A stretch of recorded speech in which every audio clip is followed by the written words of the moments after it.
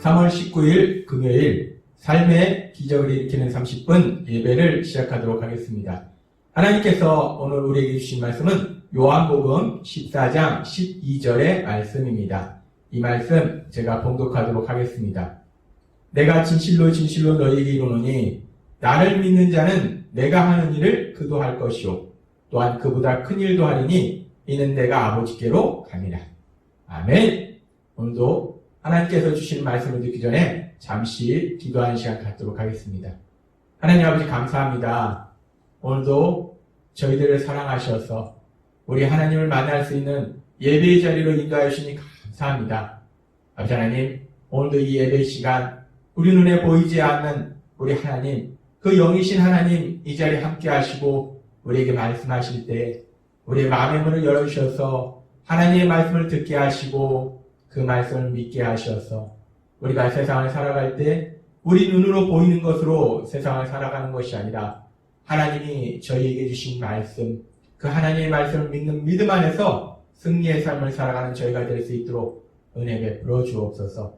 예수님의 이름으로 감사하며 기도드리옵나이다. 아멘. 하나님께서는 우리에게 말씀하셨습니다. 우리가 이제 우리의 죄를 회개하고 우리 예수님을 구주와 주님으로 믿으면 우리가 구원을 받는데, 우리가 그렇게 구원받을 때 우리에게 성령 하나님이 오셔서 우리를 인도하시고 도와주신다고 말씀하셨어요. 성령님께서 우리를 인도하시고 도와주실 때 우리를 어디로 인도하시는가? 우리가 죄로 인해서 잃어버렸던 하나님의 형상, 그 하나님의 형상을 회복해서 이제 하나님을 닮아가는, 우리 예수님을 닮아가는 삶으로 우리를 인도하신다라고 말씀하셨습니다.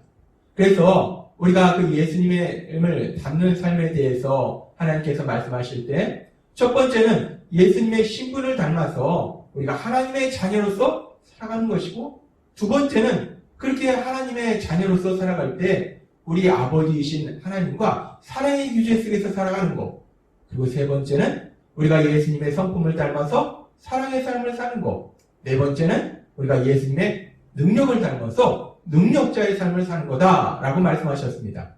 오늘은 예수님을 닮는 삶의 다섯 번째 모습에 대해서 우리에게 말씀하십니다.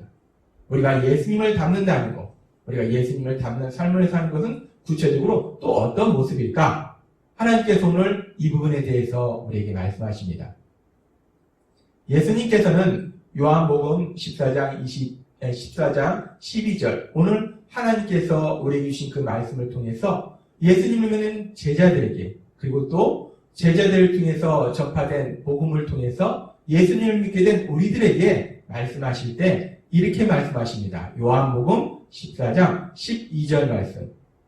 내가 진실로 진실로 너희에게 이르노니 나를 믿는 자는 내가 하는 일을 그도 할 것이요 또한 그보다 큰 일도 하리니 이는 내가 아버지께로 감이라. 아멘. 예수님께서 말씀하실 때 나를 믿는 자는, 예수님을 믿는 자는 예수님께서 하신 일도 하고 그보다 큰 일도 한다라고 말씀하십니다. 그렇습니다. 예수님을 믿는 사람, 예수님을 믿는 사람은 예수님이 하신 일도 한다라고 말씀한다는 거예요. 따라서 우리가 예수님을 닮는 삶, 그 다섯 번째 모습은, 우리가 예수님을 닮는다는 것은 예수님께서 하신 일, 그 일을 우리도 하는 겁니다. 예수님께서 하신 일처럼 우리도 그 일을 하는 겁니다. 다른 말로 예수님의 사역을 닮는 삶을 사는 것입니다. 우리가 예수님의 사역을 닮는 것, 그것이 예수님을 닮는 삶의 다섯 번째 모습이다 라고 하나님께서 오늘 우리에게 말씀하십니다. 그러면 그 예수님의 사역을 닮는데 예수님의 사역은 무엇일까? 예수님은 2000년 전 인간의 몸으로 이 땅에 오셔서 어떤 사역들을 감당하셨을까? 예수님께서 하신 일들에 대해서 성경은 기록하고 있는데 2000년 전에 우리와 똑같은 인간의 몸으로 이 땅에 오신 그 예수님, 그 예수님께서는 공생의 3년의 기간 동안에 하나님의 나라, 그 하나님의 나라에 대해서 선포하시고 또 하나님의 말씀에 대해서 사람들에게 가르치셨습니다. 그리고 예수님께서는 놀라운 많은 기적들을 행하셨는데 도저히 치료될 수 없는 병자를 치료해 주시고 눈에 보이지 않는 귀신을 쫓아내시고 자연을 다스리시는 등 놀라운 기적들을 행하셨어요. 그렇게 예수님께서 사람들에게 말씀을 가르치고 또 하나님 나라에 대해서 선포하고 병든 자를 치료하시는 그 놀라운 사역을 행하셨는데 그 예수님의 사역에 대해서 마태복음 9장 35절은 이렇게 말씀합니다. 예수께서 모든 도시와 마을에 두루다니사 그들의 해당에서 가르치시며 천국 복음을 전파하시며 모든 병과 모든 약한 것을 고치시니라. 아멘. 예수님께서는 이 마태복음 9장 35절의 말씀처럼 많은 곳을 다니시면서 하나님의 말씀, 성경에 기록된 그 하나님의 말씀에 대해서 깊이 가르치시고 또 하나님의 나라에 대해서 선포하시고 특별히 병든 자를 치료하시는 그런 사역을 감당하셨다는 겁니다. 따라서 우리가 이제 예수님이 하신 일을 우리에게도 할 때, 예수님의 사역을 다닐 때 우리도 그런 예수님께서 하신 것처럼 하나님의 말씀을 가르치고 하나님 나라를 선포하고 병든 자를 치유하는 그런 사역을 감당하는가? 물론 우리가 예수님을 믿을 때 하나님께서는 성령 하나님을 우리에게 보내주셔서 우리에게 지혜와 능력을 주셔서 때로는 우리도 그렇게 예수님이 하셨던 것 같은 그렇게 말씀을 가르치기도 하고 또 하나님 나라에 대해서 선포하기도 하고 병자를 치료하기도 하는 그런 일을 할 수도 있습니다. 그런데 우리가 여기서 생각할 것은 예수님께서 공생의 3년의 기간 동안 그러한 사역들을 감당하셨는데 그런데 예수님께서 하시는 그 사역, 예수님의 사역의 가장 중요한 것은 결국은 공생의 3년의 그 기간 동안 하신 사역이 아니라 예수님께서 이제 공생의 3년의 사역을 마무리할 때 하신 사역이라는 겁니다. 예수님께서 이 땅에 오실 때 하나님께서는 예수님께서 왜 이 땅에 오시는지를 우리에게 분명하게 말씀하시는데 마태복음 1장 21절은 이렇게 말씀합니다. 아들을 낳으리니 이름을 예수라 하라. 이는 그가 자기 백성을 그들의 죄에서 구원할 자이심이라 하니라. 아멘. 하나님 예수님께서 왜 인간의 몸으로 이 땅에 오셨는가? 하나님은 분명히 말씀할 때 사람들을 그들의 죄에서 구원하시기 위해서 오셨다라고 말씀하십니다. 사람들 죄에서 구원하시기 위해서 예수님께서 이 땅에 오신 겁니다. 그렇습니다. 예수님께서는 사람들을 죄에서 구원해 주시기 위해서 2000년 전 우리와 똑같은 인간의 몸으로 이 땅에 오셨습니다. 그 예수님께서 놀라운 기적을 행하시다가 어느 날 갑자기 잡히시고 십자가에서 돌아가십니다. 근데 그 예수님께서 그렇게 십자가에 잡혀서 허무하게 돌아가시면서 예수님께서는 그 십자가 위에서 아주 중요한 말씀을 하십니다. 요한복음 19장 30절 말씀. 예수께서 신포도주를 받은 후에 이르시되 다 이루었다 하시고 머리를 숙이니 영혼이 떠나가시니라. 아멘. 예수님께서는 사람들 죄에서 구원하시기 위해서 이 땅에 오셨는데 3년의 공생의 기간 동안 많은 기적을 행하셨어요. 그런데 허무하게 잡히셔서 십자가에서 죽임을 당하십니다. 그렇게 십자가에서 죽임을 당하시면서 예수님께서 하신 말씀이 다 이루었다라고 말씀합니다. 예수님께서 이 땅에 오신 목적을 그 십자가의 죽으심을 통해서 다 이루었다는 겁니다. 그 예수님의 십자가의 죽으심을 통해서 무엇을 이루었는가? 성경은 우리에게 분명하게 말씀할 때 하나님께서는 베드로 사도를 통해서 베드로전서 2장 24절에서 이렇게 말씀하십니다. 친히 나무에 달려 그 몸으로 우리 죄를 담당하셨으니 라고 말씀합니다. 그렇습니다. 예수님께서 십자가의 죽으심을 통해서 죄인인 우리가 받아야 될 그 죄의 형벌, 그 죄의 형벌을 예수님께서 대신 받으심으로 인해서 우리를 죄에서 구원하시는 그 구원 사역을 완성하신 거라. 그래서 예수님께서는 십자가에서 이 땅을 떠나시면서 다 이루었다라고 말씀하신 거라는 겁니다. 그렇습니다.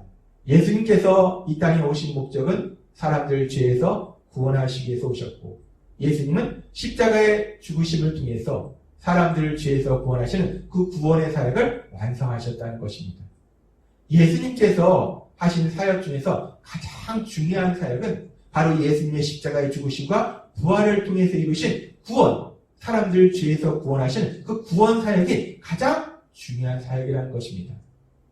그렇게 예수님께서 십자가의 죽으심을 통해서 이루신 구원 사역이 가장 중요한 사역이기 때문에 그래서 하나님께서 오늘 우리에게 주신 요한복음 14장 12절의 말씀에서 내가 진실로 진실로 너희에게 이르노니 나를 믿는 자는 내가 하는 일을 그도 할 것이요 또한 그보다 큰 일도 하리니 라고 말씀하신 것은 예수님을 믿는 자는 예수님께서 하신 일 그보다 더 큰 일도 한다 라는 말씀은 이제 예수님께서 이제 이루시게 될 그 십자가의 죽으심, 이 말씀은 예수님께서 십자가의 죽으심을 다하시기 바로 전날 밤에 하신 말씀이에요.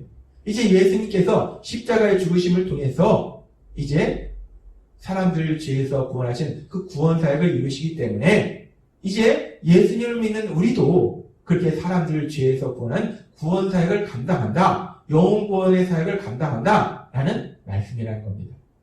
그렇습니다.